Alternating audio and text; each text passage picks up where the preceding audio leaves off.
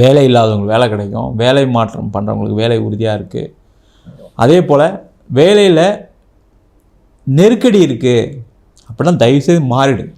நான் இந்த கம்பெனிலே இருப்பேன், நெருக்கடி இருந்தாலும் நல்ல சம்பளம் கொடுக்குறாங்க சார், கொஞ்சம் ரிலாக்ஸ்டாக இருக்கேன், அங்கே தான் பிரச்சனையில் மாட்டுறீங்க. அந்த ரிலாக்ஸ்டாக இருக்குன்னு நினைக்கிறீங்க இல்லையா, ஒரு 3 மாதம் கழித்து வேலையை விட்டு அமிச்சா என்ன பண்ணுவீங்க? இந்த சனி வக்கரம் ஆகி முடிஞ்சுன்னா அந்த பிரச்சனைகள் வரும். கொஞ்சம் ஜாக்கிரதையாக இருங்க. இந்த டைமில் மாறிக்கிறது நல்லது. சார் நான் ட்ரை பண்ணுறேன் கிடைக்கல, கண்டிப்பாக கிடைக்கும், பயப்படாதீங்க. அதே போல் தொழிலில் இந்த சனி பகவான் 5ஆம் இடத்துலேருந்து வக்கர பகுதியாக அதனால் அவர் 11ஆம் வீட்டை பார்ப்பார், 10ஆம் வீட்டை பார்ப்பார். அது ஒரு மிகப்பெரிய ஒரு வசதியான தொழிலுக்கு மென்மேலும் வளர்ச்சியை கொடுக்கக்கூடிய, தொழில் மாற்றம் செய்து கொள்ளக்கூடிய, தொழிலில் நீங்கள் செய்த முதலீடுகள் கையில் வரக்கூடிய, லாபமாக மாறக்கூடிய ஒரு அமைப்பு உண்டு.